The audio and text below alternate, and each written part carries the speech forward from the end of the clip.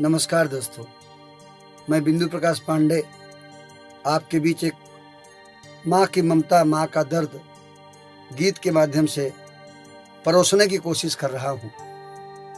ये गीत सजदा म्यूजिक के बैनर तले से है, जिसमें संगीत एजे दीवाना ने दिया है।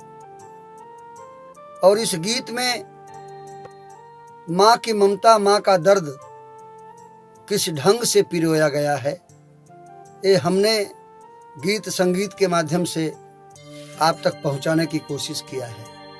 और इस गीत का मकसद यही है, मतलब यही है कि माँ बाप कितने भावना से, कितने स्नेह प्यार से अपने बच्चों को पालते हैं।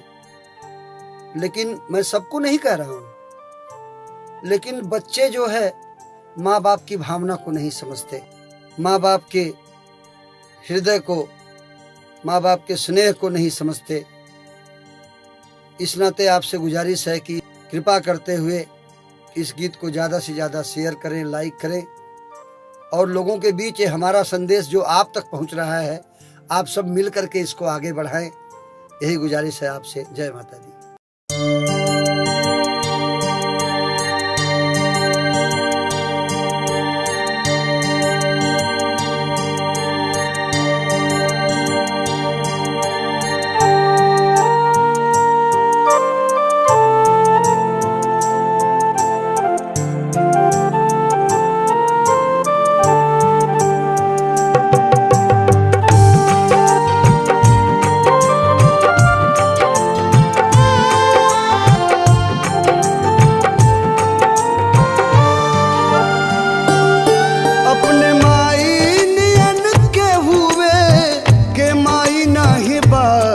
अपने माई नियन के हुए के माई नहीं बा, तनी ओकरा से पूछा जेकर माई नहीं बा, तनी ओकरा से पूछा जेकर माई नहीं बा।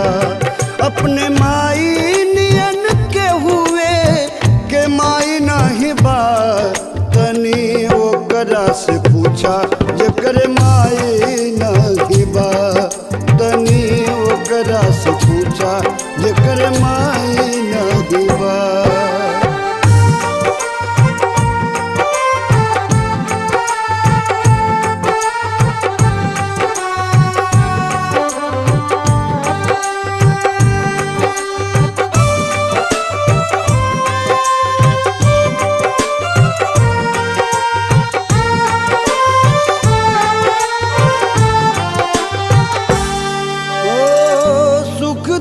सही के जियावेल माई, अचरा ओढ़ा के पियावेल माई।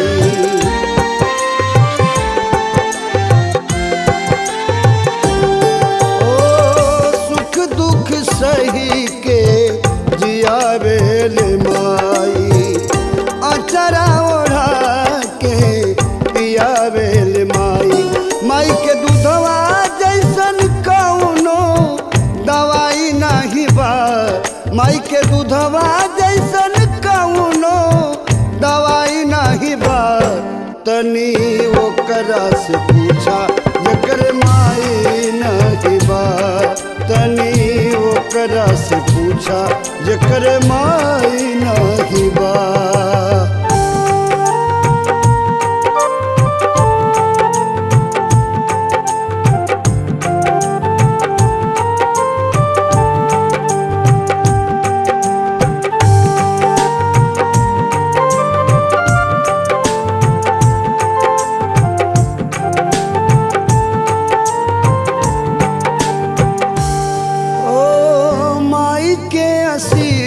बिना सब कुछ अधूरा, उन्हीं के सेवा से सुख मिली पूरा।